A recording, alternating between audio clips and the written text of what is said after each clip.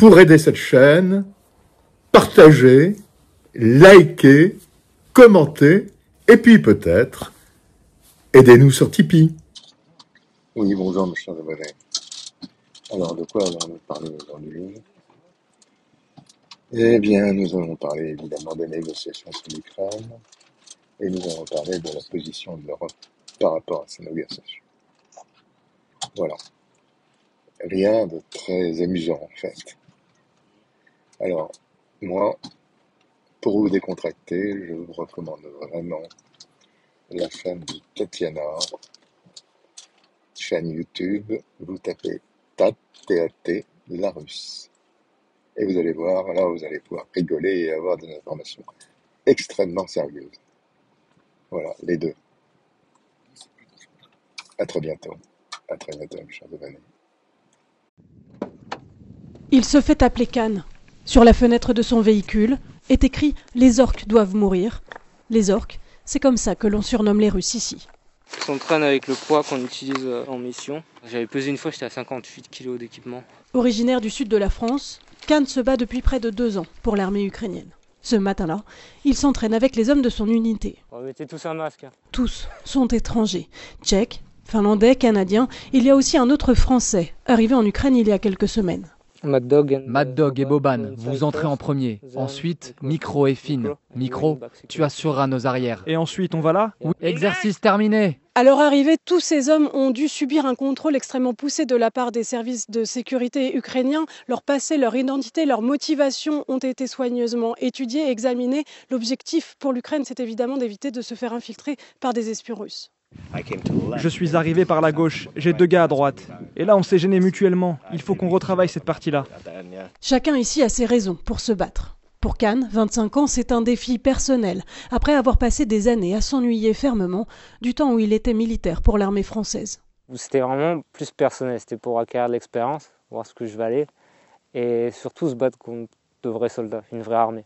On apprend toujours, c'est pour ça que je reste ici, et après j'en ai fait ma guerre parce que je dois prendre soin de mes gars. C'est surtout aussi au début de ma hiérarchie ukrainienne, c'est des personnes vraiment qui prennent soin de nous.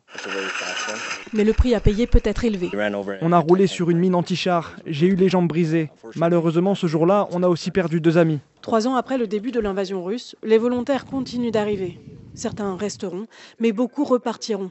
La brutale et douloureuse réalité de la guerre ne correspondant pas à l'image souvent idéalisée qu'ils s'en faisaient.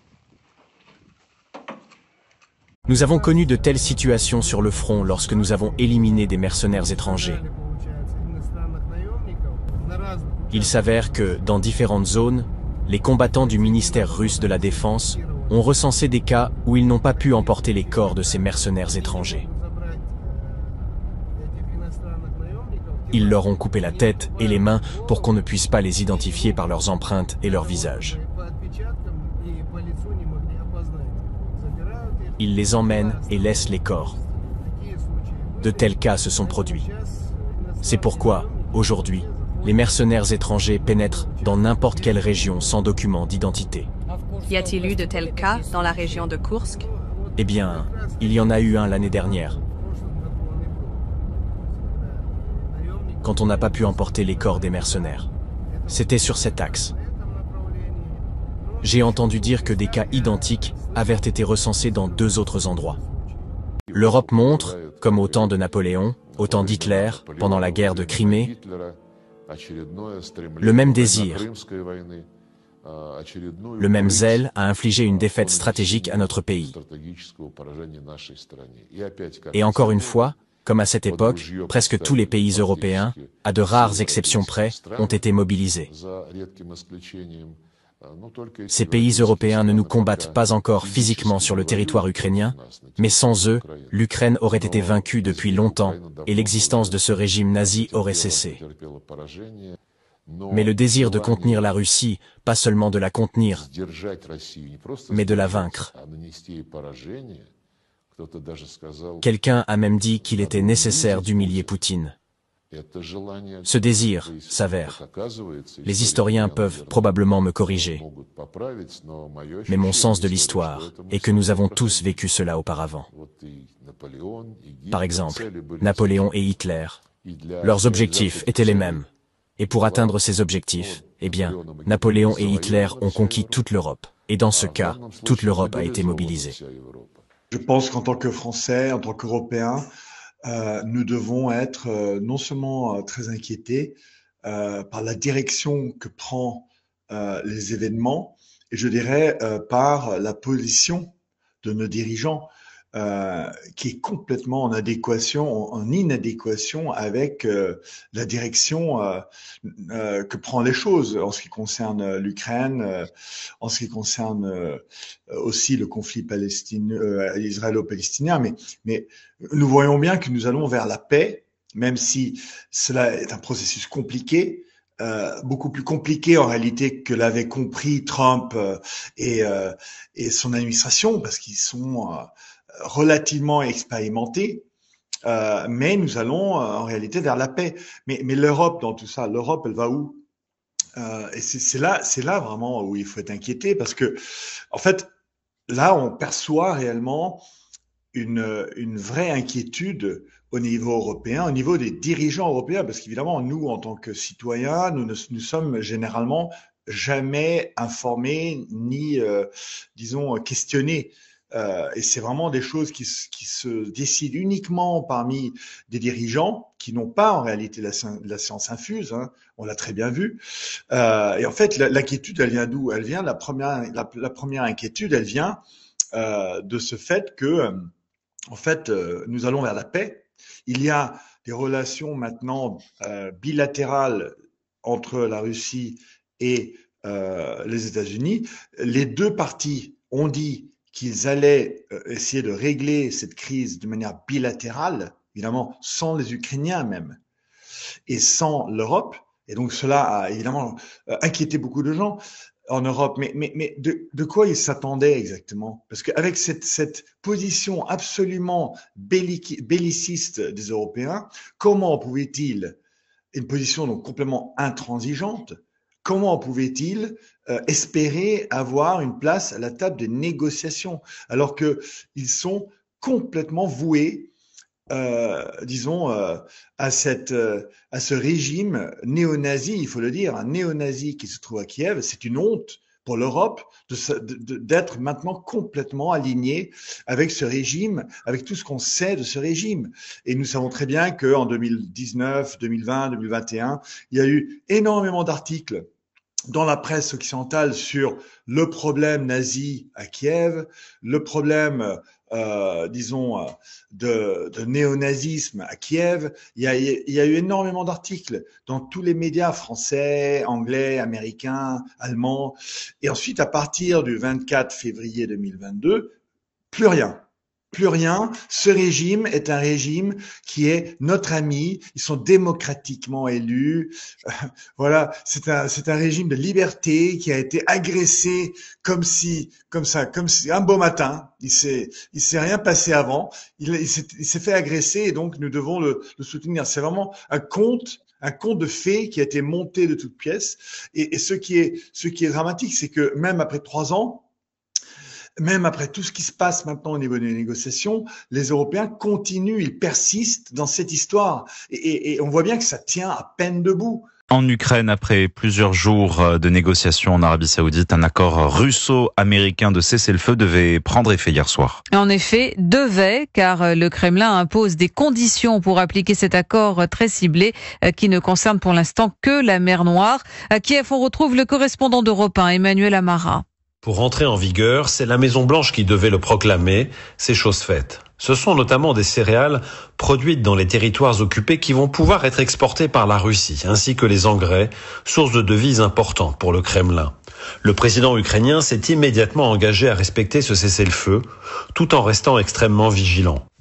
Le dernier cessez-le-feu sur les infrastructures énergétiques censé être en vigueur depuis le 18 mars dernier n'a tenu qu'une seule journée. La Russie avait frappé dès le premier soir une centrale électrique ukrainienne.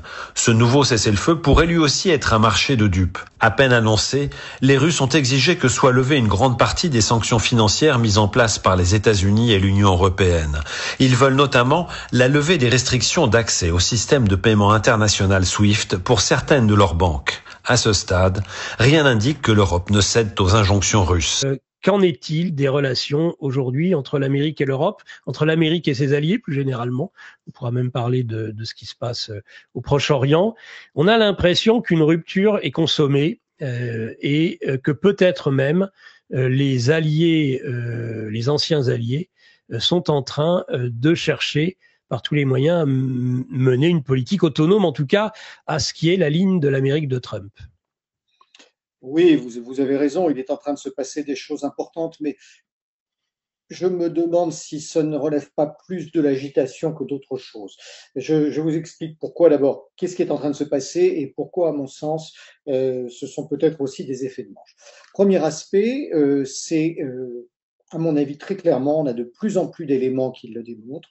Nous avons des dirigeants européens qui sont en train de continuer la politique néoconservatrice des démocrates américains sur la scène internationale. Alors, c'est lié à plusieurs choses. C'est lié d'abord à la volonté des démocrates américains qui ont connu une déroute électorale, on l'a vu à la dernière présidentielle, qui bien sûr n'ont pas le Congrès. Le parti est en pleine déroute. Et puis surtout, c'est que Donald Trump, qui a tiré les leçons de son premier mandat, qui a réfléchi, qui s'est entouré d'une équipe pendant les 4 années où il n'était plus à la Maison-Blanche. Ça n'a rien à voir aujourd'hui, le Trump de 2025 avec celui de 2017.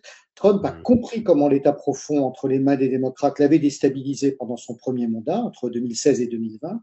Et il a donc, avant même d'arriver aux affaires en janvier dernier, il a mis en place tout un système qui lui a permis de reprendre la main contre l'État profond. Donc aujourd'hui, non seulement les démocrates ont connu une déroute électorale, ils sont divisés au sein du parti, mais ils n'ont plus les moyens de perturber le fonctionnement de l'État américain, aujourd'hui piloté par Trump et par son équipe. Voilà. Et ça les déstabilise profondément. Ils savent qu'ils ne pourront rien faire avant les élections de mi-terme qui auront lieu dans 2 ans, et peut-être même qu'ils ne pourront rien faire sur la totalité du mandat de Donald Trump. Mais il n'écarte pas le fait, bien sûr, de revenir au pouvoir dans 4 ans, voire de commencer à essayer de perturber le jeu à partir des élections de mi-terme.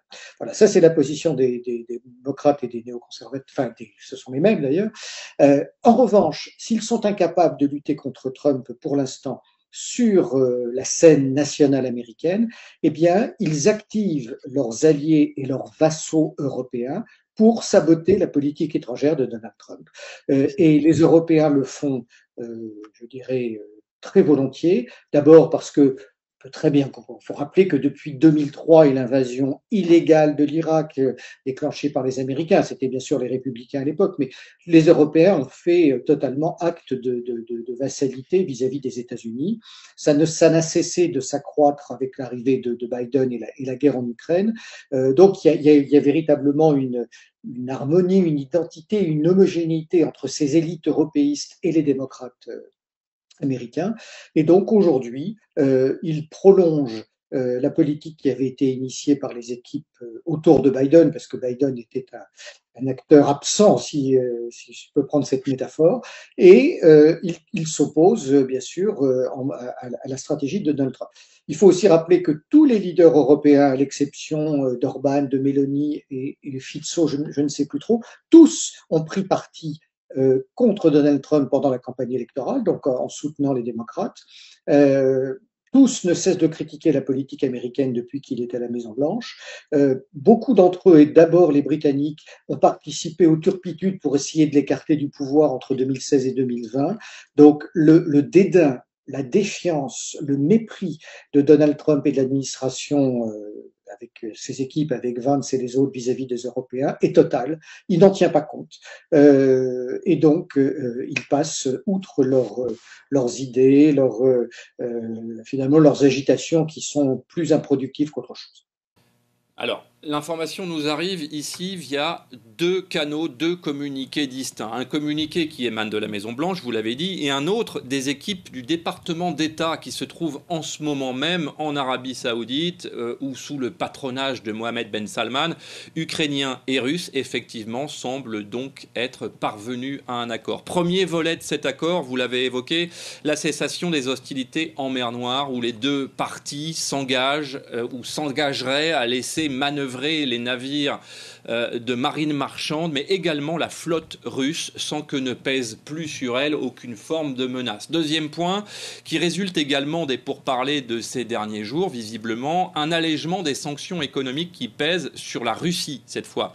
La Russie qui pourrait désormais reprendre ses activités d'exportation sur le marché mondial des produits agricoles et des engrais, c'est-à-dire une des principales sources de revenus de l'État russe. Et enfin, il en était question depuis plusieurs mois maintenant, l'Ukraine et la Russie pourraient procéder à un vaste échange de prisonniers, pas seulement militaires, puisque la transaction pourrait concerner également les civils et notamment les enfants raflés par l'armée russe dans les territoires occupés de l'Ukraine ces 3 dernières années. Voilà, bien sûr, la Maison-Blanche multiplie les superlatifs pour qualifier ce qu'elle considère comme une avancée majeure, je cite, vers la paix.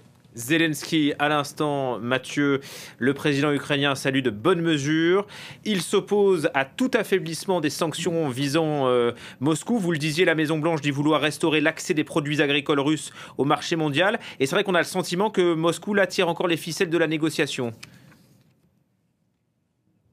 Oui, Volodymyr Zelensky, dans sa déclaration, est de bonne constitution, puisque concrètement, si on y regarde de plus près, jusqu'à présent, l'Ukraine n'a jamais eu besoin des États-Unis pour organiser les échanges de prisonniers. D'ailleurs, la récupération de ces enfants pourrait raisonnablement être considérée par tous les partis comme une évidence. On parle bien d'enfants raflés dans les territoires occupés d'Ukraine dans le but d'être rééduqués en forme de bons petits patriotes russes. Des méthodes, vous me l'accorderez, qui relèvent tout simplement d'un autre siècle. Pour ce qui est de la levée partielle des sanctions, au moment où on sait que la Russie fait un effort de réarmement massif, ça n'est plus un secret, cela n'augure évidemment rien de bon pour Kiev. On sait que ces derniers mois, l'économie russe était en souffrance et que les premiers effets des sanctions commençaient à se faire ressentir jusqu'à partiellement au moins menacer la capacité russe à relancer son industrie de défense. Et enfin, la paix en mer Noire avantage d'abord la Russie, puisque les coups portés à sa flotte ont constitué ces 3 dernières années quelques-unes des plus belles victoires ukrainiennes, jusqu'à humilier la marine russe. Après le retrait des troupes ukrainiennes de Koursk, donc, on ne peut pas s'empêcher de voir les premiers résultats de ces discussions, s'ils étaient confirmés, comme une succession de petites victoires diplomatiques et militaires à l'avantage de Moscou. Déjà, Zelensky qui arrive à Paris pour rencontrer Macron en avance de phase. Un petit chèque, s'il vous plaît. S'il vous plaît. C'est ça. Un petit chèque et pour coordonner les messages et on se demande à nouveau à quoi cela va servir. Mais bref, on voit bien que même entre Starmer et Macron, maintenant, ils sont pas aussi tout à fait alignés concernant le plan. On l'avait vu déjà il y a plusieurs semaines où Macron prenait l'initiative qui était complètement en inadéquation avec Starmer.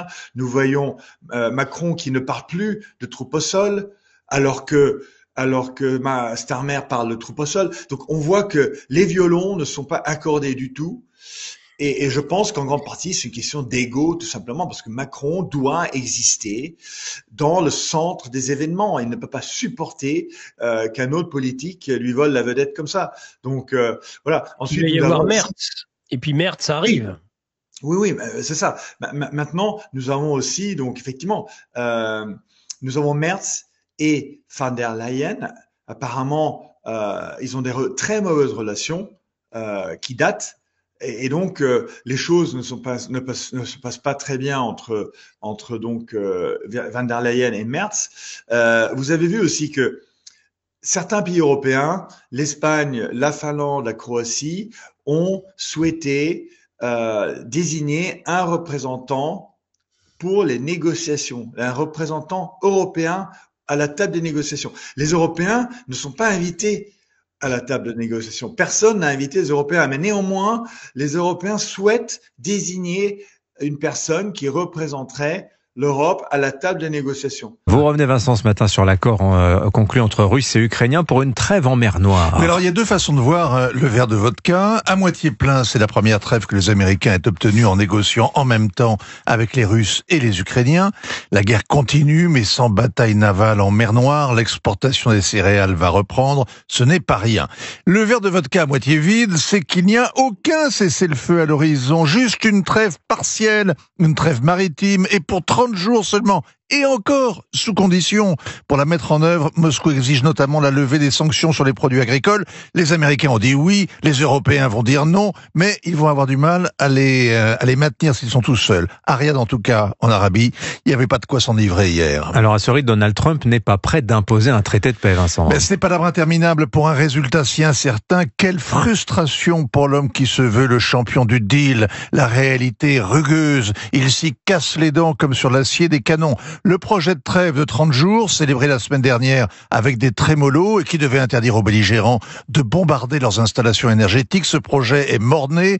Kiev et Moscou s'accusent de l'avoir torpillé, est reconnu. Hier, les Américains et les Russes ont même échoué après 12 heures de discussion à adopter une déclaration commune. Donald Trump avait promis de mettre fin à la guerre en 24 heures. Sur Fox News, il a reconnu que la discussion au téléphone avec Vladimir Poutine avait été difficile. Ce matin, de même, à Jeddah, vous vous souvenez, il y a 8 jours, Steve Witkoff pariait sur un cessez-le-feu total en Ukraine dans les 2 semaines. À l'évidence, les 2 hommes ont sous-estimé les difficultés. Américains et Vietnamiens avaient négocié pendant 4 ans avant de signer les accords de Paris. Alors Vincent, il faut ajouter que Paris et l'Europe sont hors jeu de ces discussions. Signe des temps. Il n'y a qu'un vainqueur pour l'instant. Vous avez remarqué, c'est l'Arabie Saoudite, le royaume. Mohamed Ben Salman assure le jeter le couvert et dame le pion à tous les géants qui voulaient tenir ce rôle de médiateur. Narendra Modi qui avait déroulé le tapis rouge à Volodymyr Zelensky et à Vladimir Poutine et qui voulait s'engager personnellement pour la paix. Le tandem Chine-Brésil avec leur plan en 6 points. L'Afrique qui a brandi sa propre initiative en 10 points portés à Kiev et au Kremlin par des ambassadeurs en procession. L'Arabie a aussi triomphé de ses voisins. La Turquie se présentait comme l'hôte idéal. Elle avait réussi au début de la guerre à exporter les céréales. Le Qatar avait un accord humanitaire pour rapatrier les enfants à mettre à son actif. Eh bien, en définitive, c'est la connivence de longue date au sein de l'OPEP avec Vladimir Poutine qui permet à l'Arabie de s'imposer comme médiateur. Mohamed Ben Salman a condamné l'agression russe, mais il a refusé de s'associer aux sanctions.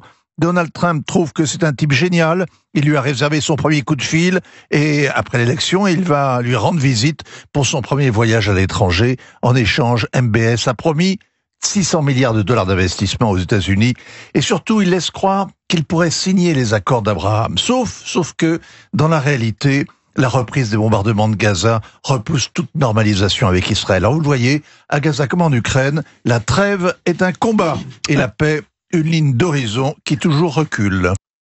Mais alors, Éric Denessé, est-ce que les Européens peuvent tenir si sans le cordon ombilical justement qui les relie à l'Amérique, ont-ils les moyens financiers, les moyens militaires, les moyens industriels de pouvoir continuer cette politique qui est celle des néoconservateurs, qui était celle des néoconservateurs aux États-Unis, ou bien est-ce que tout ça, ça va droit dans le mur?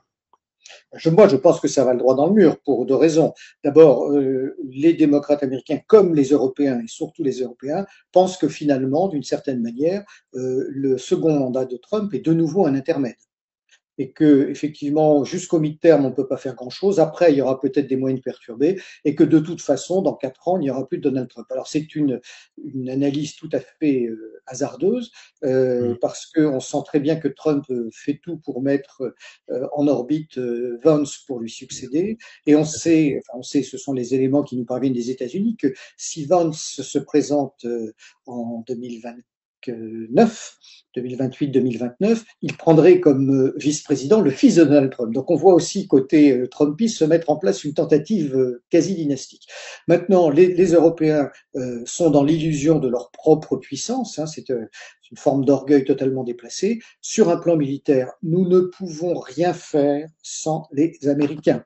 Alors c'est d'abord le cas de la grande majorité des pays européens, mais même la Grande-Bretagne et la France qui ont construit des armées un peu plus responsables, et nous, Français, qui avons une forme d'indépendance avec notre dissuasion nucléaire, même nous sommes dépendants de livraison d'un certain nombre de matériels et de pièces de rechange américaines, qui concernent aussi bien les drones que nous avons utilisés au Sahel, les drones Reaper, ça concerne aussi nos avions de détection avancés comme les AWACS, ça concerne des composants pour un certain nombre de missiles. Donc très honnêtement, nous ne pouvons pas faire grand-chose pour aider l'Ukraine sans le soutien américain. Trump n'est pas allé jusqu'à interdire la livraison de ces pièces de rechange aux Européens, mais il a ce pouvoir de contrainte, et donc on peut voir finalement tous nos dirigeants européens comme des petites marionnettes d'un théâtre de Guignol qui s'agitent sur une scène qui est extrêmement limitée dans le temps et dans l'espace, mais finalement ils n'ont aucun véritable pouvoir sur ce qui se passe dans le reste du monde. Là, le seul domaine dans lequel ils ont une vraie capacité d'influence et de création d'un futur à leur goût, c'est au sein de l'Union européenne elle-même. Bon, Russes et Américains dirigent la diplomatie mondiale. Est-ce, selon vous, Rodolphe Carte, une bonne nouvelle pour la paix ou une mauvaise nouvelle pour l'Europe ? Les deux, j'ai envie de dire. Oui, déjà pour la paix, c'est très bien, à mon avis, que deux grandes puissances comme la Russie et comme les États-Unis retrouvent le dialogue, en tout cas. L'autre grand moment de la politique internationale, alors que moi j'ai pas connu, vu que je suis un peu plus jeune, mais c'était la chute du mur de Berlin. Et l'autre grand moment, c'est Alain de Benoît qui l'a dit dans un très bon article pour la revue Brésinfo, c'est justement c'est le retour de la discussion entre ces deux grands géants. Mais aussi, comme vous l'avez très bien dit dans votre interrogation, le grand absent, c'est bien évidemment l'Europe. Ce qui est aussi intéressant, c'est que plus on est absent, plus, on fait un peu les coqs, ou en tout cas on nous entend de plus en plus, notamment vis-à-vis de Macron. Et donc oui, c'est assez intéressant. On va dans le bon sens, à mon avis. C'est très bien aujourd'hui qu'on revienne sur un modèle plutôt westphalien, si vous voulez, vraiment, où on considère les intérêts des pays, où on ne joue plus sur l'ordre moral, comme on a pu le connaître lors des précédentes guerres et des interventions américaines. Je pense bien évidemment à l'Afghanistan, à l'Irak, ou même à la Syrie, quelque part. En tout cas, c'est très bien. Et malheureusement, je trouve aujourd'hui que l'Europe reprend les accents qu'avaient pu avoir les États-Unis avant Trump, notamment. Vous savez, l'interventionnisme beauté, les grandes paroles sur les droits de l'homme, le monde libéral, la démocratie, le nation building, comme il disait. Et c'est vrai que moi j'ai très peur aujourd'hui que l'Europe devienne la base arrière, où vont se réfugier une partie des néoconservateurs américains, mais aussi des démocrates américains, vu qu'aujourd'hui, Trump est en train de nettoyer les écuries d'OGA. On l'a vu aussi via le Dodge, donc le programme, vous savez, pour justement combattre l'establishment ou l'état profond américain. Et j'ai peur que, mine de rien, toutes ces entités qui se font, excusez-moi l'expression, un peu botter les fesses hors des États-Unis, viennent en Europe. Et on le voit à travers, à mon avis, les élucubrations médiatique. De plus en plus, la voie belliciste, on la retrouve en Europe, alors que les deux autres grands géants géopolitiques que sont la Russie et les États-Unis redécouvrent une voie, en tout cas tempérée, de paix, et à mon avis, qui est la bonne voie pour les années à venir. Те, як Росія буде себе вести найближчими днями, покаже багато чого. Якщо не все. Якщо знову повітряні тривоги, якщо знову військова активність в Чорному морі, якщо знову російські маніпуляції та погрози, то треба буде вживати нових заходів. Саме проти Москви. Дипломатія повинна працювати. Ми з українського боку робимо все для цього. Я хочу подякувати всім, хто нам допомагає. Дякую Америці за те, що команди наші працюють, що вони працюють конструктивно і результативно. Результат потрібен від Росії. Ми їм не віримо. Реально. Світ Росії не вірить. І вони повинні довести, що вони готові закінчити війну і готові не брехати світу, не брехати Трампу, не брехати Америці. C'est un baroud d'honneur alors la réunion par exemple qui va avoir lieu demain à Paris avec ces volontaires, ces pays volontaires justement pour aller mettre un pied dans la porte des négociations et espérer ainsi envoyer un contingent en Ukraine, sachant que, et c'est là que c'est aussi assez surprenant, les Russes ont déjà expliqué que de toute façon, il n'en était pas question. Oui, alors il y a plusieurs choses derrière cette espèce de commedia dell'arte à laquelle on assiste. Il y a à la fois des illusions et une stratégie. des illusions parce qu'effectivement, nous n'en avons pas les moyens et on continue à vouloir donner l'impression qu'on a une capacité d'influence sur les événements internationaux et qu'on peut, d'une certaine manière, tenir tête à ce nouveau régime américain qui nous déplaît. Encore une fois, il ne s'agit pas de dire que Trump est quelqu'un d'intéressant ni favorable à l'Europe, mais de voir comment nous nous comportons vis-à-vis de ce changement des règles du jeu international. Alors, encore une fois, nous ne sommes pas les seuls. Ce qui est assez sidérant, c'est de voir que les Japonais, les Australiens, les Néo-Zélandais et les Canadiens font la même chose et sont en train eux-mêmes de voir comment ils peuvent aider l'Ukraine à renforcer sa défense. Donc, il n'y a strictement aucun intérêt pour eux. Il n'y a pas d'intérêt non plus pour les Européens. J'ai envie de vous dire, le seul État qui peut-être a un intérêt objectif à poursuivre la guerre, c'est le Royaume-Uni. Pourquoi? Parce que d'abord, les Anglais, historiquement, ont toujours profondément détesté les Russes. C'est quelque chose d'absolument atavique. Ensuite, les Anglais sont avec les Allemands ceux qui ont investi le plus d'argent en soutien de l'Ukraine, près de plus de 15 milliards. Et les Britanniques ont signé, enfin, ont conçu, je ne suis pas sûr qu'il soit signé, mais un accord avec les Ukrainiens pour qu'ils soient remboursés de ces investissements en terres rares. Et bien évidemment, Trump arrivant dans le jeu et ayant mis en place cet accord justement sur les terres rares, les ressources naturelles ukrainiennes, ça met totalement la stratégie britannique à zéro et donc ils ne récupéreront pas leur argent. Donc eux ont peut-être un intérêt à continuer. Donc moi, voilà, c'est ce que j'appelle l'illusion. Par contre, il y a un élément que nous ne voyons pas, à mon sens, qui est, lui, fondamental et beaucoup plus grave pour nos nations, c'est la stratégie européiste qui est en cours. Et cette stratégie, quand on l'analyse bien, on la voit se mettre en place à la fin des années 2010. Et c'est quoi? C'est la volonté de ces dirigeants, de ces élites européistes, de créer une Europe fédérale, supranationale à marche forcée, sans, comment dire, en dépit de la volonté des peuples qui ne veulent pas, et bien sûr, sans le leur dire, en les mettant devant le fait accompli. Et il y a trois grandes étapes autour de ça. Ça a d'abord été le Covid. Ça a été ensuite l'endettement, un certain nombre d'emprunts et la volonté de créer une véritable monnaie commune. Et puis, c'est aujourd'hui la guerre en Ukraine. À travers ces trois étapes et ces trois démarches, on voit cette stratégie qui est mise en place et je dirais, et à chaque fois, ces étapes montrent un peu plus la détermination de ces leaders européens de créer une Europe totalement fédérale. Alors, il y a deux choses à voir.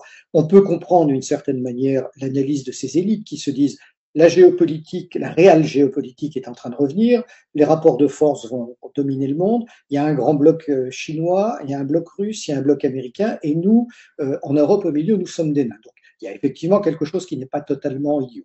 Il n'est pas non plus idiot de réarmer nos pays. Bien sûr, il ne faut pas le faire contre la Russie, qui ne représente pas de menace aujourd'hui, mais il faut le faire parce que la menace peut être un jour turque, algérienne ou autre, peut-être même chinoise, américaine ou russe, donc il n'est pas mauvais de le faire. Par contre, ce qui est beaucoup plus problématique, et là il faut il faut vraiment que les auditeurs en soient conscients, c'est cette volonté de nous mettre devant le fait accompli. Et donc l'exploitation de la menace russe, qui est une menace totalement construite, est faite délibérément par ces leaders européens pour accélérer au maximum la fusion européenne. Ça a commencé avec le Covid. Ça, je vous le disais, ça a continué avec les histoires de dette et d'accélération vers une monnaie commune. Je fais une distinction parce que ce sont des choses que nos contemporains ne connaissent pas assez. Au sein de l'Union européenne, des 27 pays, il y a 20 pays qui appartiennent à la zone euro. Et donc, ils sont à la fois sous la double contrainte et le double contrôle et de la Commission et de la Banque centrale européenne. Voilà, et il y a 7 autres pays qui sont dans l'Union européenne, mais qui ne sont pas dans l'euro, donc qui n'ont pas la monnaie commune, et donc qui pourraient sortir beaucoup plus rapidement, s'ils le souhaitaient, de l'Union européenne, et qui, eux, ne sont pas sous la contrainte de la BCE. Donc, il s'agit bien sûr des pays scandinaves, Suède et Danemark, et puis des anciens pays de l'Est qui sont rentrés et qui ne répondent pas encore aux critères. Mais tous les autres, c'est-à-dire les 20 pays historiques, sont vraiment entre les mains de la Commission et les mains de la Banque centrale européenne, avec une différence qui est importante d'avoir à l'esprit, c'est que nous avons aujourd'hui une monnaie partagée, qui n'est pas vraiment une monnaie commune. C'est-à-dire que quand nous nous endettons, chaque État s'endette en euro national. Si demain l'euro numérique se met en place, nous aurons une véritable monnaie commune. C'est-à-dire que ce sera la fin quasiment de nos banques centrales, ce sera la fin définitive de notre autonomie politique, financière et économique. Et là, ce sera bien sûr un transfert du pouvoir vers la Commission et je dirais quelque chose qui deviendrait excessivement problématique pour un État s'il voulait sortir de cet ensemble. Donc, j'insiste sur ce point, il y a une véritable stratégie qui est mise en place aujourd'hui par les leaders européens pour faire à marche forcée cette Europe qu'ils appellent de leur vœu et dont finalement les peuples ne veulent pas et qui ne sont pas consultés.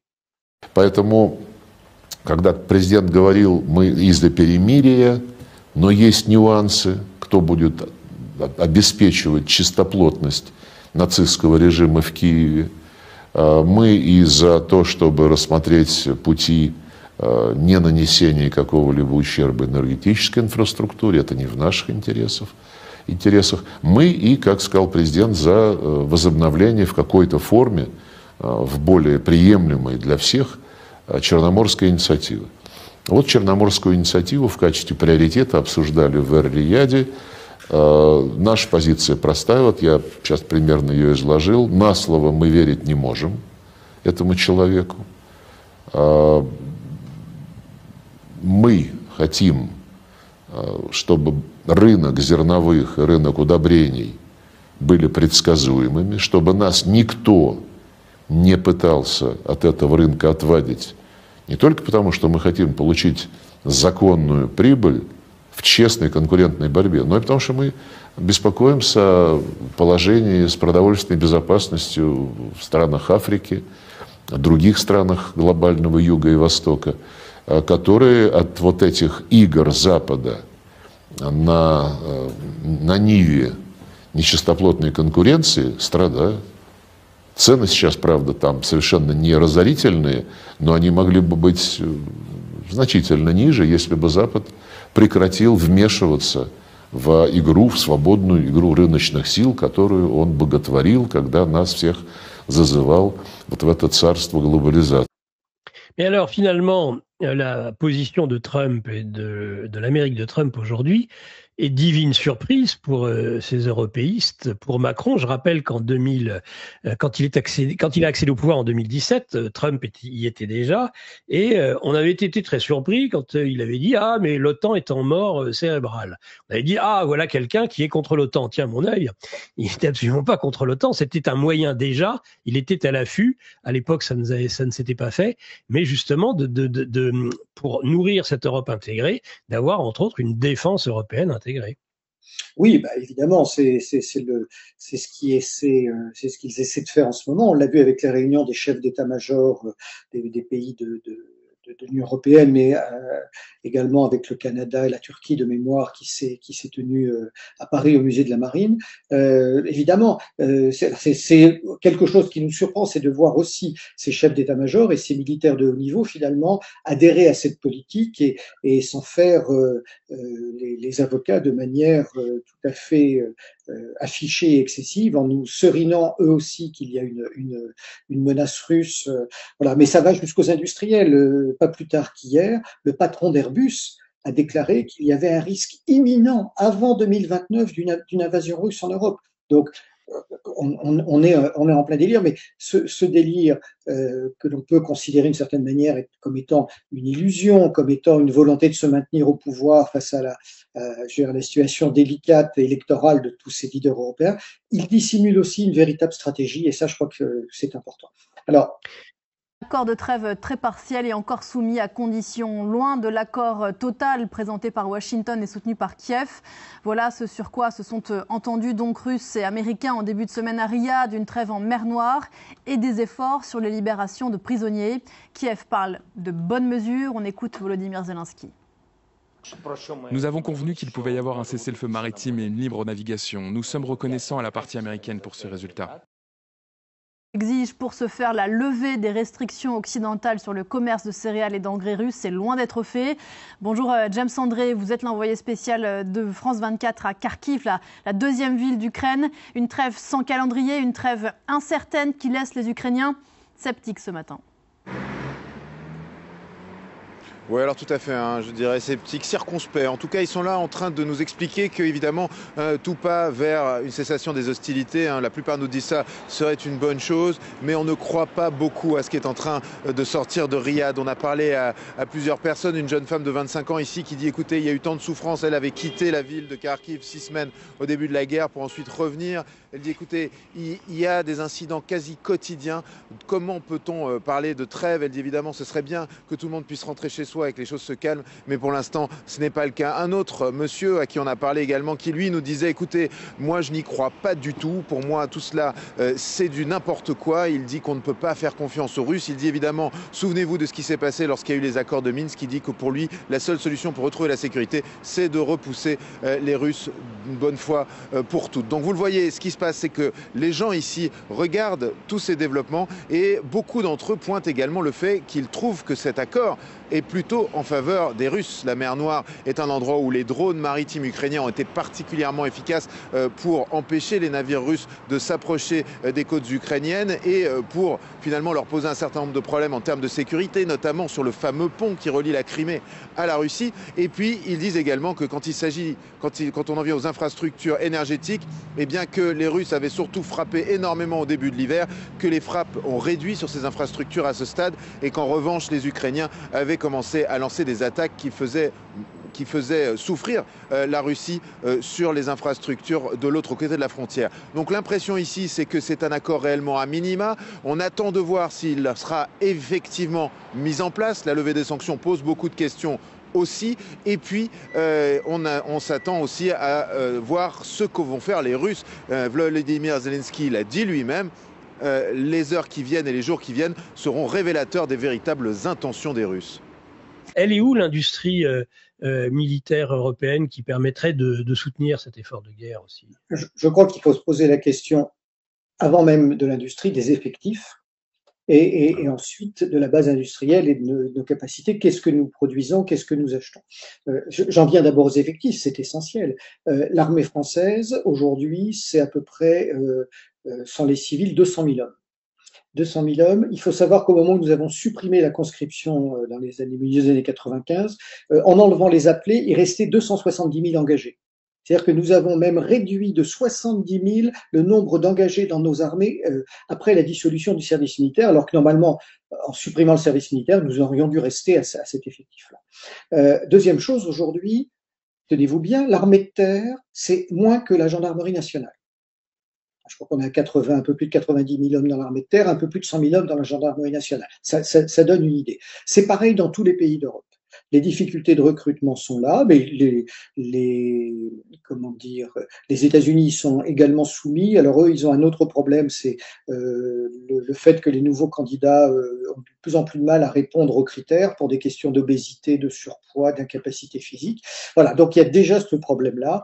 Et je dirais l'esprit de défense faisant défaut, même si on nous annonce ce matin que 12 000 volontaires ont rejoint la réserve en France, tout ça est une goutte d'eau. Nous avons à peine 30 000 réservistes, c'est quelque chose de ridicule. Voilà, donc ça c'est le premier point sur les effectifs. Nous allons mettre des années à reconstruire une armée digne de ce nom, rien qu'en restant en effectif, en nombre de régiments, parce que de toute façon il faut des infrastructures, et sans parler d'un retour du service national qui n'a pas de sens à mon... Absolument, la guerre se poursuit. D'ailleurs, quelques minutes ou peut-être quelques heures après la fin de ces discussions, eh bien, la Russie a envoyé une vague de drones sur Kryvyi, la ville du président Zelensky. Également, il y a eu une attaque dans cette région, à Kharkiv, des drones, là aussi une dizaine qui sont abattus sur une petite ville à proximité de Soumy. Donc vous le voyez, les attaques de drones sont quotidiennes. Hier soir, on a parlé avec l'équipe à une unité qui exploite une arme qui s'appelle un Avenger, qui est un Hummer avec une tourelle avec des missiles et des canons qui fait de l'anti-aérien. Ils nous ont dit qu'ils sortaient tous les soirs, qu'ils avaient encore abattu un drone la veille et qu'effectivement l'activité était plus intense qu'elle ne l'avait jamais été. Moi, pour ma part, je me suis rendu sur une position d'artillerie, c'était avant-hier. Ils ont tiré 50 obus en direction des positions russes. Mais ce que je peux vous dire, c'est que ce qu'on entendait depuis cette position à une dizaine de kilomètres de Pokrovsk, c'est que la guerre est loin de s'arrêter ou de se calmer. C'était très impressionnant d'entendre toutes ces explosions, ce feu à la fois sortant et entrant. Donc non, pour l'instant, l'instant, la guerre continue très clairement. Il faudra voir s'il y a effectivement des gestes de bonne volonté de part et d'autre. Je signalerai une dernière chose, c'est que les Russes, eux, avancent qu'ils ont abattu 9 drones ukrainiens au-dessus de la mer Noire, arguant qu'il s'agissait d'une rupture de ce cessez-le-feu, qui pour l'instant n'est pas tout à fait en place non plus, très clairement. Mais ce qu'on ne sait pas, c'est si ces drones passaient au-dessus de la mer Noire ou s'ils visaient des objectifs dans la zone. Donc voilà, vous voyez, cette guerre continue pour l'instant très clairement. Alors en France, on a l'impression que l'opinion publique a quand même du mal à saisir la situation géopolitique actuelle. La cote de popularité d'Emmanuel Macron a gagné 7 points au mois de mars. La cause la plus probable, c'est évidemment son discours martial face à la Russie, si l'on en croit en tout cas un sondage IFOP du 13 mars. Alors, j'ai dit qu'il avait pris 7 points, il arrive donc à 31% d'opinion favorable, son niveau d'avant la dissolution de l'été 2024, c'est un signe me semble-t-il. On parle d'effet drapeau, donc de sursaut patriotique, y croyez-vous, Rodolphe Carte? Absolument pas, mais en tout cas... On a connu cette séquence médiatique déjà au moment du Covid. Vous savez, c'est le « nous sommes en guerre » face au Covid. C'est quelque chose que font de plus en plus nos gouvernements. Vu qu'ils sont illégitimes, en tout cas qu'il y a vraiment... Vous savez, à chaque fois qu'il y a des enquêtes aussi sur les professions les plus détestées par les Français, à chaque fois, les politiques arrivent juste derrière les journalistes. Bon, nous, on essaye de le faire à un meilleur niveau, j'ai envie de dire, en tout cas, ce travail de journalisme. Mais en tout cas, on voit vraiment que les politiques, aujourd'hui, en Europe de l'Ouest, sont de plus souvent déconsidérés par leur population, notamment autochtone. Là aussi, on peut peut-être évoquer les révoltes patriotes qu'on a pu connaître en Angleterre, vous savez, l'été dernier, ou même au moment de la montée de l'AfD avec les dernières élections qu'on a connues. Déjà, il faut rappeler que Israël continue aujourd'hui ses tentatives de colonisation en Israël, a repris des frappes au Liban et en Syrie, où les frappes se multiplient aujourd'hui de manière constante, et sur lesquelles on ne dit rien.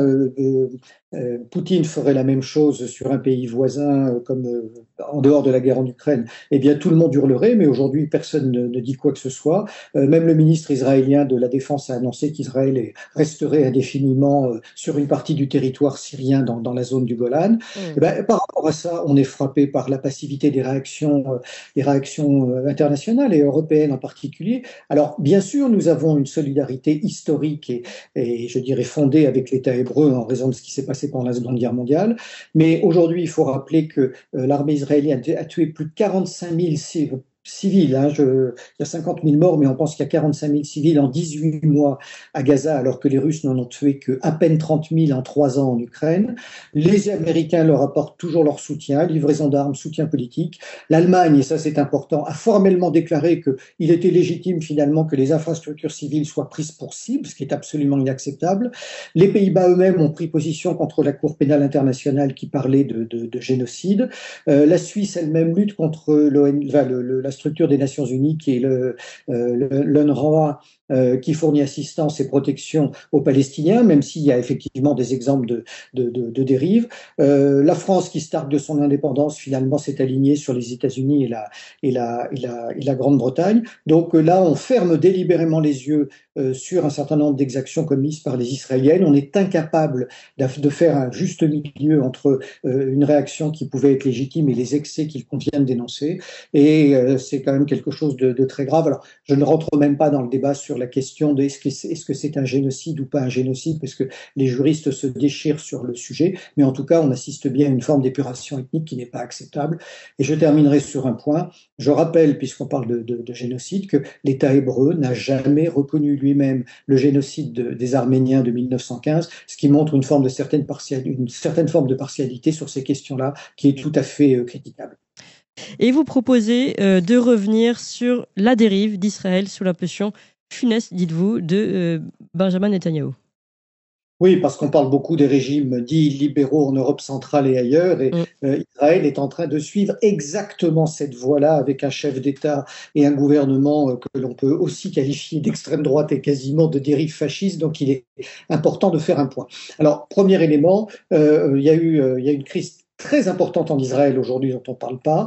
Les patrons des services de renseignement, notamment du Shin Bet, qui est l'équivalent de la DGSI française, sont aujourd'hui sur la sellette. Un certain nombre de rapports sont sortis sur le fait qu'avant le 7 octobre, Netanyahou avait essayé de parvenir à un arrangement civil avec le Hamas, qu'il avait refusé l'assassinat du chef du Hamas dans la bande de Gaza. Donc tout ça commence à sortir sur les chaînes publiques. En réaction, Netanyahou a accusé les anciens patrons du Shin Bet et l'actuel patron du Shin Bet de chercher à le déstabiliser. Il a même dit qu'il était victime d'une extorsion criminelle de leur part. Il les a accusés de déstabiliser son gouvernement. Hier encore, il a accusé le Shin Bet d'avoir enquêté sur le ministre d'extrême droite totalement suprémaciste qui est Ben Gvir et qui est responsable de la sécurité nationale. Donc tout ça entraîne une crise assez profonde. Les anciens patrons du Shin Bet et notamment Argaman a déclaré que s'il n'y avait pas de démocratie en Israël, l'État ne servait à rien. Il est allé assez loin puisqu'il s'est dit prêt à faire des révélations sur la période du 7 octobre à l'encontre de Netanyahou et de sa politique qui a consisté, selon lui, à renforcer le Hamas de 2014 à 2023. Donc ce sont des menaces très directes. En réaction, on a vu, Netanyahou déposer une plainte auprès de la police, qui est quand même assez extraordinaire, considérant que l'état de droit n'était pas respecté et que les anciens patrons des services allaient révéler des informations secrètes. Il a annoncé qu'il allait renvoyer le patron du Shin Bet, Ronen Bar, l'actuel patron. Ça a été fait à l'unanimité par le gouvernement, mais la justice a suspendu cette mise à pied.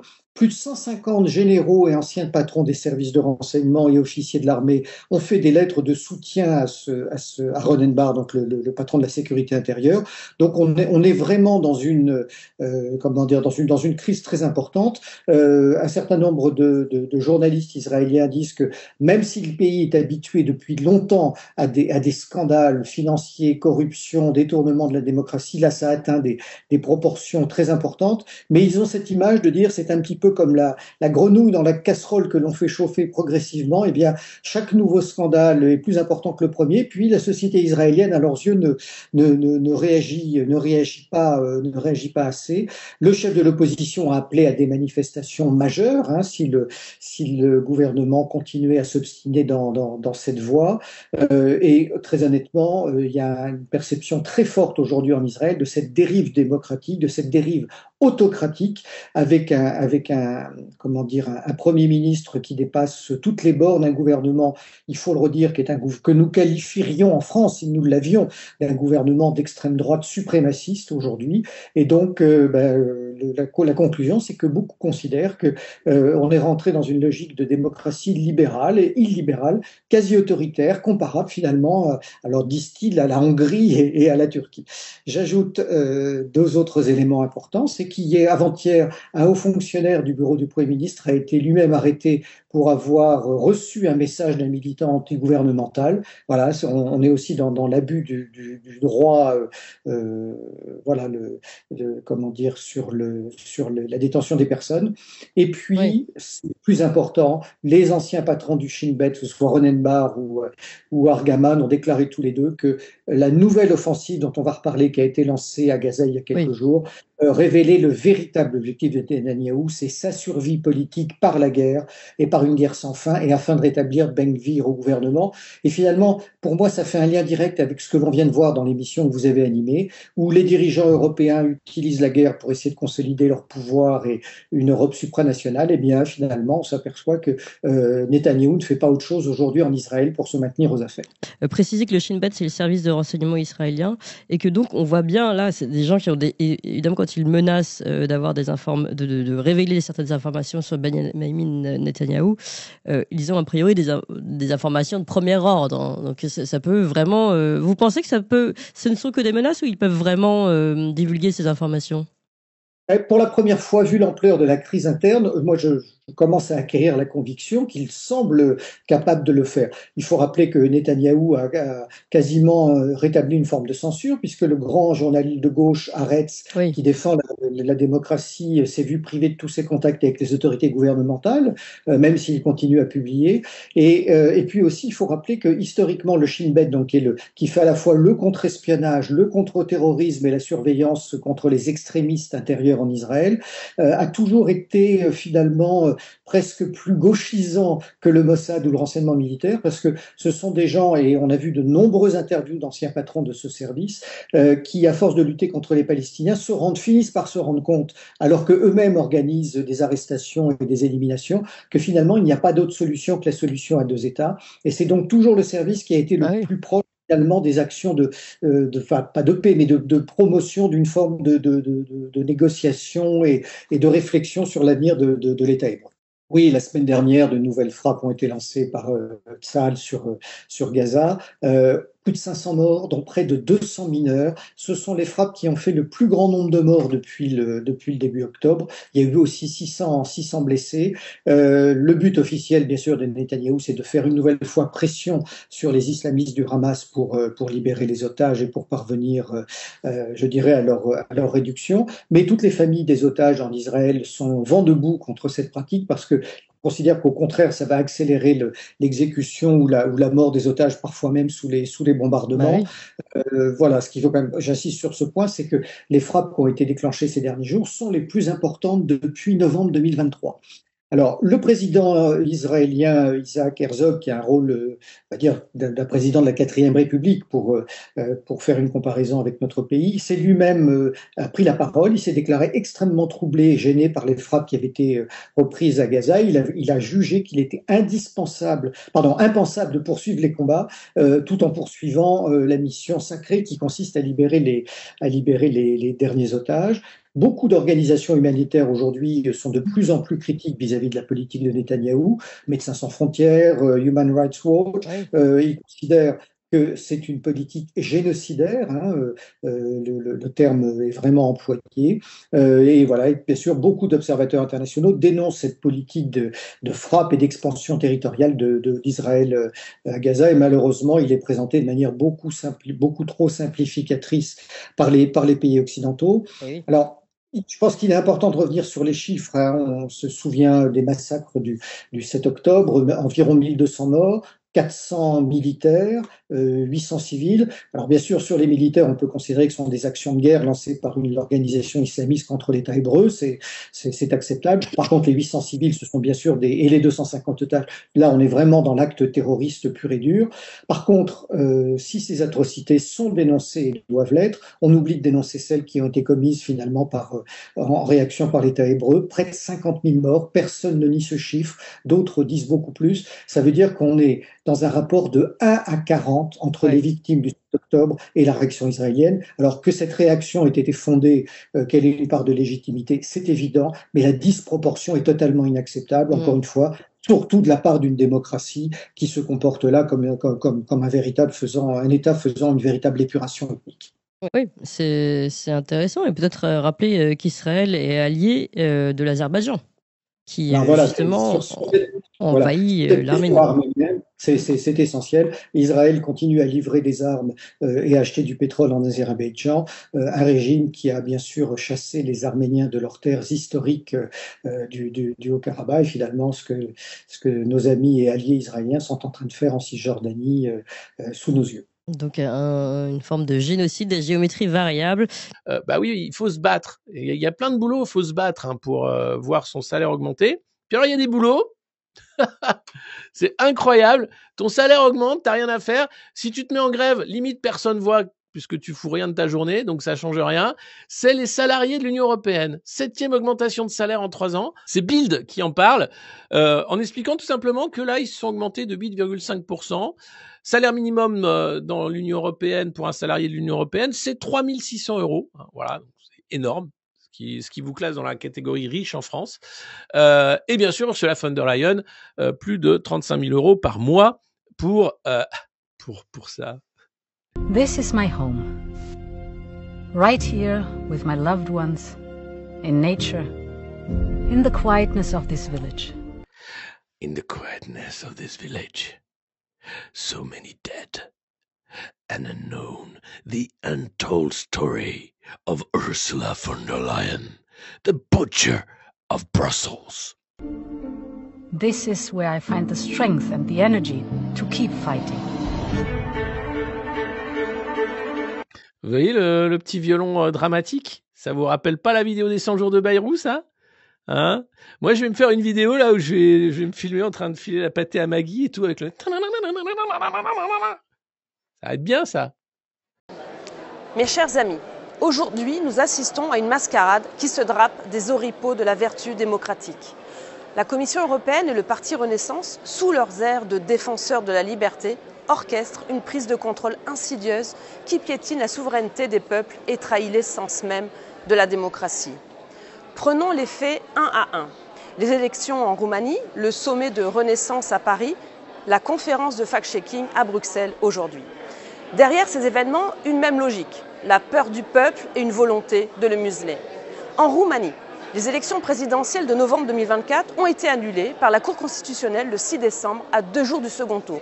Pourquoi? Parce que Călin Georgescu, un outsider d'extrême droite pro-russe, avait pris la tête avec 23% des voix, portée par une campagne virale sur TikTok.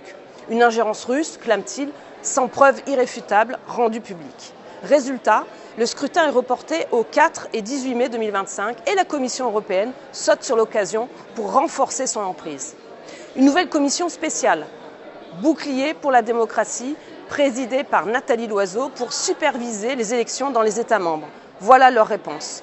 Sous prétexte de protéger la démocratie des influences étrangères, Bruxelles s'arroge le droit de décider ce qui est légitime ou non dans le choix d'une nation souveraine. C'est une colonisation moderne, ni plus ni moins.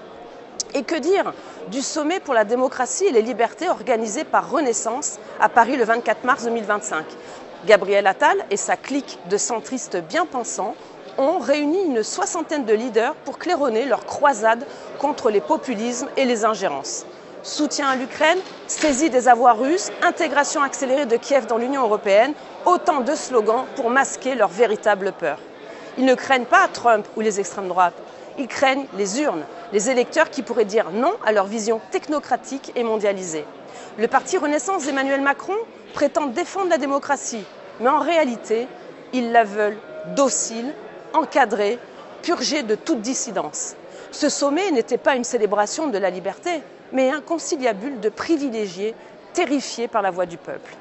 Ajoutons à cela la conférence sur le fact-checking à Bruxelles, qui se tient en ce moment même, les 25 et 26 mars 2025, orchestrée par l'European Fact-Checking Standards Networks. Le DMO, cet observatoire européen des médias numériques avec le Parlement européen. Il y a 2 ans, en 2023, j'alertais sur ce consortium anti-désinformation présidé par un ancien ministre socialo-démocrate portugais qui touchait 4 millions d'euros de la Commission européenne. À ce jour, c'est un jeune inconnu, Giovanni Xani, diplômé en lettres avec une thèse sur Lancelot en prose, est fier d'avoir fait partie de l'unité de surveillance pour lutter contre la diffusion des fausses nouvelles relatives au Covid-19 et à la tête de cet observatoire. Cet observatoire, qui a déjà été utilisé lors des élections européennes en 2024, est le futur bras armé de la Commission pour contrôler les médias, les réseaux sociaux et surtout les élections. Ena Virkkunen, vice-présidente de la Commission, y vante le rôle des vérificateurs comme rempart contre la désinformation. Mais qui vérifie les vérificateurs? Sous couvert de traquer les fake news, cette conférence consacre une caste autoproclamée de censeurs qui décident de la vérité officielle. Ce n'est pas une défense de la démocratie, c'est une tentative de la stériliser, de la réduire à un script approuvé par Bruxelles et ses alliés. En Roumanie, ils ont annulé un vote entier au nom de cette vérité imposée. Où s'arrêteront-ils demain? La Commission européenne et Renaissance partagent une même hypocrisie. Ils brandissent la menace de l'ingérence étrangère pour justifier leur propre ingérence intérieure. Le DSA, cette arme légale de Bruxelles, leur permet de mettre les plateformes numériques au pas, tandis que leurs sommets et conférences fabriquent un consensus artificiel. Ils ne protègent pas la démocratie, ils la domestiquent. Leur peur n'est pas celle des tyrans ou des algorithmes, mais celle d'un peuple qui pourrait choisir autre chose que leur plan bien ordonné. Mes amis, il est temps de dire non. Non à cette commission qui transforme l'Union européenne en un super État bureaucratique. Non à Renaissance qui, sous ses airs progressistes, recycle les vieilles recettes d'un élitisme méprisant. La démocratie n'a pas besoin de tuteurs, elle a besoin de liberté, même au risque du désordre. Les Roumains méritent de voter sans qu'on leur vole leur choix. Les Européens méritent une voix, pas un écho filtré par Bruxelles ou Paris. Laissons le peuple décider et que les technocrates tremblent devant son verdict. L'écho, François Langlais, c'est un peu retour vers le futur ce matin puisque l'Europe veut rouvrir des mines. C'est vrai. C'est vrai. Hier, c'était Stéphane Séjourné, commissaire à la stratégie industrielle français, qui a présenté un plan pour recouvrer la souveraineté européenne en matière de mines. Il a identifié 47 projets d'extraction ou de raffinage de métaux indispensables et de terres rares, indispensables aussi à la fabrication de batteries, de semi-conducteurs, etc. Ce sont des ingrédients clés pour lesquels nous sommes aujourd'hui largement dépendants du bon vouloir des autres. Le bon vouloir des autres, pourquoi ? Qui possède ces minerais aujourd'hui, François ? Oh, vous savez, comme sur à peu près tous les sujets, c'est la Chine l'acteur principal. Le pays détient une position dominante pour l'extraction du gallium, du germanium, du graphite et même du lithium. C'est pire encore d'ailleurs pour le raffinage, avec 85% des capacités mondiales. Mais nous, est-ce qu'on sait ce qu'on a dans notre sous-sol ? Est-ce qu'on les a, ces éléments, ou pas ? Mais oui, ils existent. En France, par exemple, il y a un projet d'extraction de lithium dans l'Allier, un autre en Alsace, on a également du nickel en Nouvelle-Calédonie, même si l'exploitation est largement déficitaire là-bas. Le problème pour ouvrir des nouvelles mines, c'est l'acceptabilité de ces projets industriels par la population. Bon, c'est vrai que quand on parle de retour des mines, ça fait un peu peur. Oui, on a en tête les clichés de Germinal, les mines de charbon du 19e. En fait, ça n'a plus grand-chose à voir parce que voilà, la technologie est là. Et d'ailleurs, on ne pourra ouvrir des mines que si elles sont plus propres qu'avant. Mais c'est vrai que les populations en Europe sont de moins en moins tolérantes pour ces grands projets qui bousculent forcément l'environnement. Du coup, procédures interminables pour ouvrir des mines et puis très aléatoires. C'est l'une des choses que voudrait changer la Commission en raccourcissant les délais qui sont aujourd'hui de 10 ans en moyenne. Quitte à sacrifier l'environnement, c'est ça ? Non, bien sûr, il faut rester vigilant sur les déprédations, parce qu'il y en a, mais on ne peut pas rester passif alors que la course mondiale aux matières premières se déchaîne. C'est à ce point-là ? Écoutez, ça fait 20 ans que la Chine multiplie les prises de contrôle de mines en Asie, en Afrique, en Amérique du Sud, avec une stratégie patiente de prédation. L'Amérique de Trump s'y met, on en parlait pendant le journal. Regardez l'appétit que déchaîne le Groenland et son riche sous-sol chez le président américain. Demain, il envoie des émissaires semi-officiels là-bas. L'Amérique de Trump veut posséder davantage de terres pour exploiter leurs ressources enfouies. En fait, c'est le retour de la géographie. La géographie devient un élément clé dans la confrontation stratégique, militaire et économique entre les grandes puissances. L'Europe ne doit pas rester à l'écart, sauf à prendre le risque de rester une puissance secondaire, dépendante des autres pour son niveau de vie. Merci beaucoup.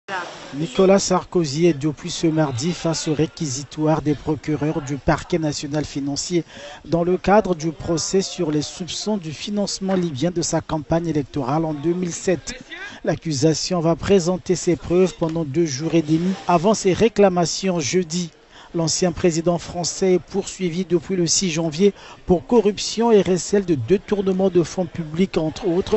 Mardi, les procureurs ont accusé Nicolas Sarkozy d'avoir signé avec Mouammar Kadhafi un pacte de corruption fin 2025 pour le financement de sa campagne électorale. C'était lors d'un voyage en Libye, des accusations que l'intéressé rejette. Saïf al-Islam Kadhafi, fils de l'ancien guide libyen, affirme avoir subi des pressions de la part des intermédiaires de Sarkozy pour modifier son témoignage sur le sujet. L'ex-président français risque jusqu'à 10 ans de prison, 375 000 € d'amende et 5 ans d'inéligibilité à la fonction publique. Bonjour Dimitri, bonjour Anissa, bonjour à tous. Vincent, sauf grosse surprise, la loi narcotrafic devrait être votée d'ici quelques jours. Politiquement, c'est une petite victoire pour Bruno Retailleau et Gérald Darmanin, mais plus profondément, pourquoi cette loi vous paraît-elle essentielle ? Parce qu'elle s'attaque frontalement à un phénomène, la drogue, qui est en train de zombifier toute la société française. Il faut lire les 2 formidables enquêtes de Christophe Cornevin ce matin dans le Figaro pour prendre la mesure du phénomène. Le cannabis, la cocaïne, toutes les drogues de synthèse ne sont pas seulement un poison pour l'être humain, elles sont aussi un venin qui s'attaque à tout le corps social, À l'échelle d'une personne, la drogue détruit l'organisme, enténèbre l'esprit, annihile la liberté et peut donner à la fin le coup de grâce. Mais à l'échelle d'une société, elle dévaste des quartiers paisibles, elle corrompt des élus, elle terrorise les braves gens, elle saccage toute une jeunesse et finit par tout détraquer. Devant ce carnage, on a du mal à entendre les mondains qui nous disent que la drogue peut être récréative. Le rire qu'elle provoque est hideux. Aux promesses paradisiaques, la drogue et le trafic qu'elle entraîne répondent par l'enfer des agressions gratuites, des craqueux hagards que l'on croise de plus en plus à moitié nus dans les rues des grandes villes, des rafales de Kalachnikov, des gamins ensanglantés. Il faudra qu'on me dise ce qu'il y a de récréatif dans ce tableau. Oui, mais enfin, le trafic de drogue existe depuis longtemps en France, Vincent. Pourquoi est-ce qu'on appelle le narcotrafic a-t-il pris de telles proportions? Eh bien, sans doute parce que les trafiquants ont bien identifié que nos frontières sont poreuses, que notre justice est laxiste, qu'une jeunesse souvent issue de l'immigration est en déshérence et en recherche d'argent facile. Ils profitent aussi de la vulnérabilité d'une autre jeunesse en proie au désespoir contemporain, ce qui la rend réceptive aux psychotropes et aux drogues. On compte en France environ un point de deal pour 7 bureaux de tabac. On compte aussi des millions de consommateurs de cannabis. En 2024, c'est près de 50 tonnes de cocaïne qui ont été saisies. Cela représente 50 millions de grammes. Ce chiffre est éloquent pour comprendre la déferlante de poudre blanche qui se répand jusque dans les villages des campagnes. Donc pour vous répondre, Dimitri, ce qui était marginal, la consommation de drogue, est devenu beaucoup plus commun. La cocaïne était autrefois cantonnée au monde du showbiz, on la trouve maintenant dans la classe moyenne et les catégories populaires. Et le narcotrafic pose aussi des questions de sécurité inédites. C'est-à-dire qu'on est passé de flics ou voyous à Bac Nord. Il y a quelques mois, la DZ Mafia, ce cartel des quartiers nord de Marseille, a paradé en conférence de presse comme le fit autrefois le FLNC. Ce gang de trafiquants marseillais dont les lettres DZ renvoient à l'Algérie voulait parler d'égal à égal avec les pouvoirs publics. Jérôme Fourquet l'a très justement relevé dans son dernier livre Métamorphose. C'est la première fois en France depuis très longtemps que l'État dépositaire de la violence légitime se voit concurrencé dans ses prérogatives par une force délinquante.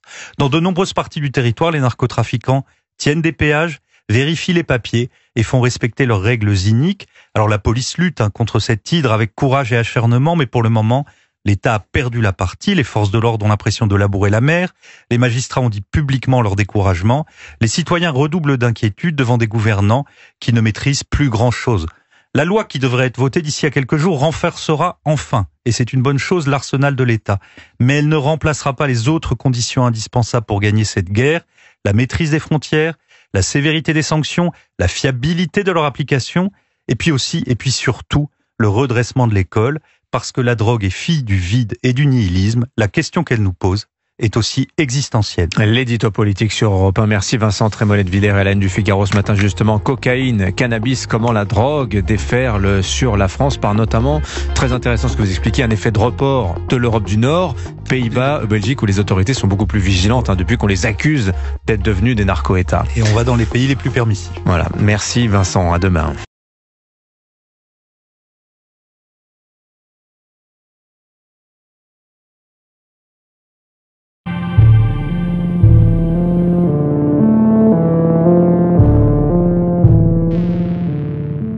Alors, pour aider cette chaîne, partagez, likez, commentez, et puis peut-être, aidez-nous sur Tipeee.